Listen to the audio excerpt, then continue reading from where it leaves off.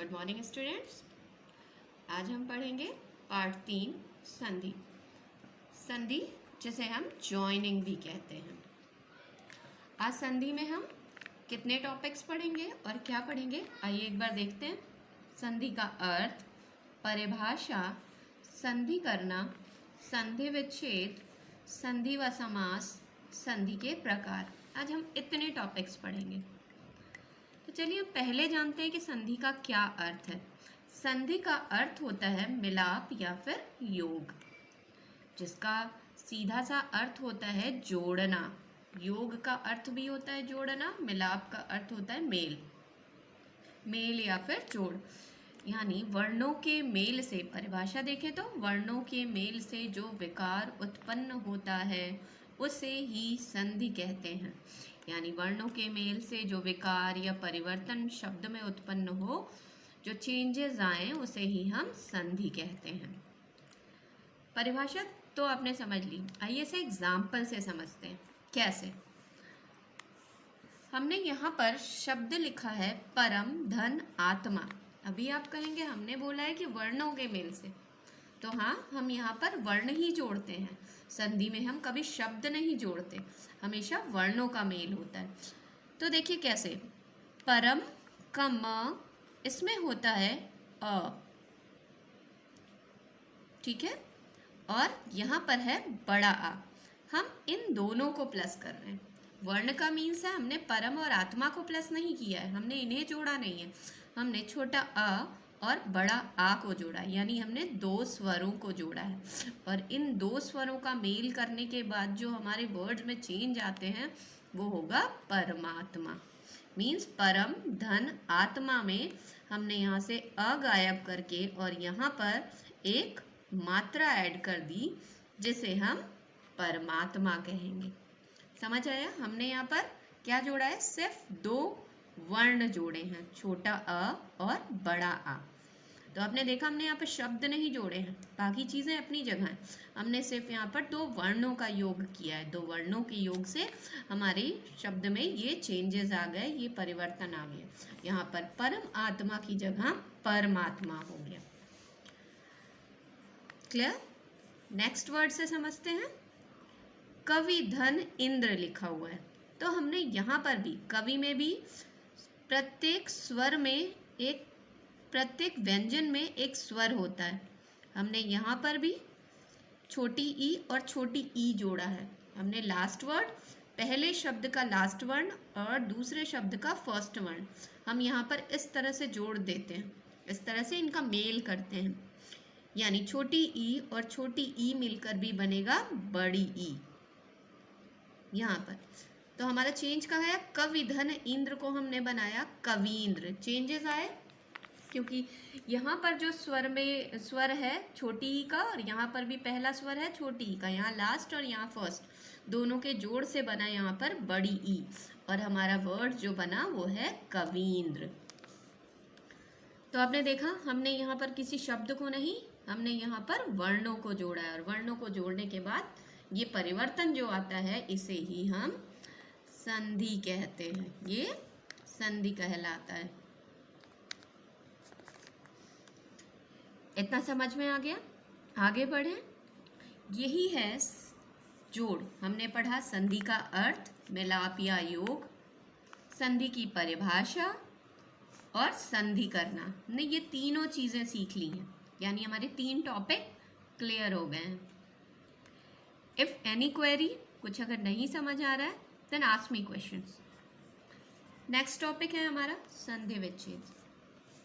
संधि विच्छेद, इससे पहले आपने वर्ण विच्छेद पढ़ा है, पर आज हम पढ़ेंगे संधि विच्छेद। किसे कहते हैं? संधि द्वारा मिले हुए वर्णों को अलग अलग करके लिखना या उनकी प्रारंभिक अवस्था में लाना संधि विच्छेद कहलाता है। डेफिनेशन से ज़्यादा कुछ समझ नहीं आया अगर, तो हम एग्जाम्पल पर आते हैं। सिंपली अब डेफिनेशन में भी ये समझ लो, जब हम संधि करके एक वर्ड बनाते हैं, एक शब्द बनाते हैं, संधि करने के बाद हमें एक ये वर्ड मिलता है, मिला। इसे ही जब हम तोड़कर वापस से उसके पुनर्रूप में पुनः रूप यानी पहले वाले रूप में ले आते हैं, वही प्रक्रिया संधि विच्छेद कहलाती है। आइए यहाँ पर देखते हैं हम दूसरे एग्जाम्पल से। परोपकार, हमने एक शब्द लिखा है परोपकार, इसे अब हम अलग अलग करेंगे, यानी संधि बनाकर हमने ये वर्ड बनाया था, अब इसे हम अलग करेंगे, इसमें जो वर्ण जोड़े गए हैं उसे ही हम अलग करेंगे। तो पर धन उपकार, यानी ये हमने इसे अलग अलग किया तो ये क्या बन गया, पर धन उपकार। यहाँ पर हमें क्या मिला, दो वर्ड अलग अलग मिल गए, यानी ये जो प्रक्रिया हमने की, इसे अलग किया, इसे ही हम संधि कहते हैं। क्लियर? नीचे देखिए एक और वर्ड है देवर्षि, इसे हम अलग करेंगे तो देव धन ऋषि। ये कहलाता है संधि करना और ये कहलाता है संधि विच्छेद। दोनों चीजें हमने यहाँ एग्जाम्पल के थ्रू समझी हैं। यहाँ पर हम वर्णों को जोड़कर शब्द बनाते हैं, वो संधि करना कहलाता है। यहाँ पर हम शब्द से वर्णों को अलग अलग करके लिखते हैं, यानी शब्द में वर्णों को, जिन वर्णों को हमने जोड़ा था उन्हीं वर्णों को हम अलग कर देते हैं, उनको उनकी प्रारंभिक अवस्था में ला देते हैं, उसे ही हम संधि विच्छेद कहलाता है, उसे ही हम संधि विच्छेद कहते हैं। अंडरस्टैंड? नेक्स्ट, हमारा नेक्स्ट टॉपिक है संधि व समास में अंतर। आपने संधि पढ़ा, क्या होता है? संधि में दो वर्णों का मेल होता है, दो वर्णों का योग होता है और जो विकार उत्पन्न हो उसे हम संधि कहते हैं। समास भी हम दो शब्दों को जोड़कर बनाते हैं, पर कंफ्यूज मत होइएगा कि समास और संधि कुछ ऐसे शब्द हैं जो समास में संधि हो सकती है, संधि में समास कहीं कहीं हो सकता है। आइए हम वापस से अंतर समझे तो संधि में दो वर्णों का योग होता है, समास में वर्णों का योग नहीं होता, दो या दो से अधिक शब्दों के योग से समास बनता है।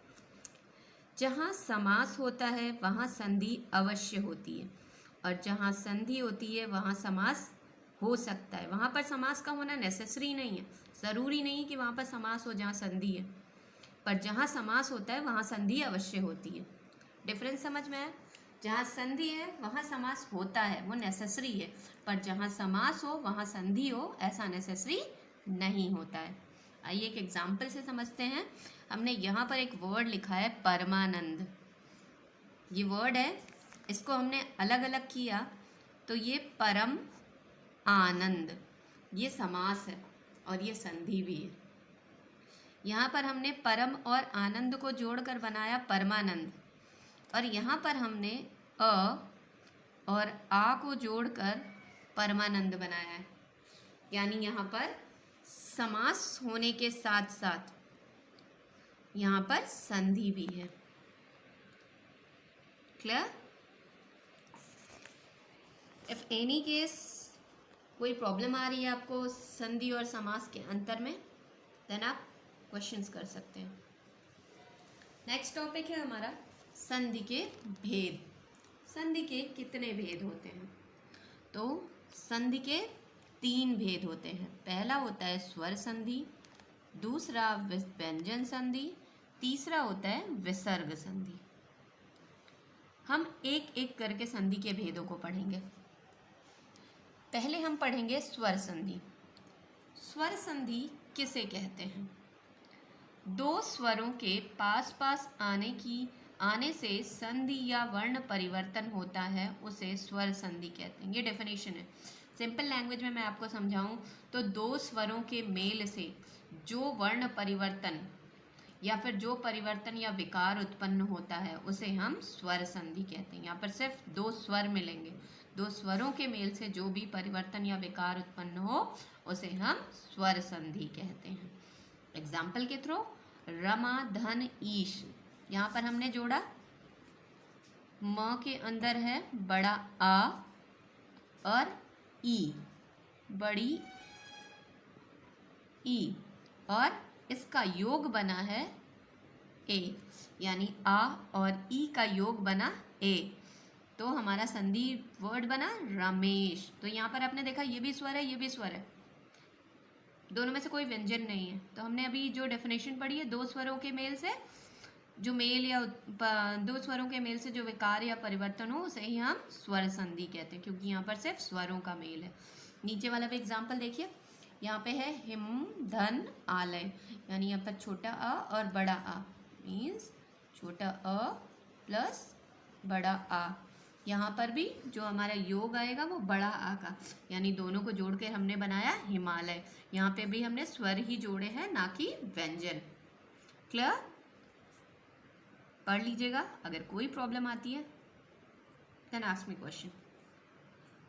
स्वर संधि समझ में आ गया। अब स्वर संधि के भी 5 भेद होते हैं।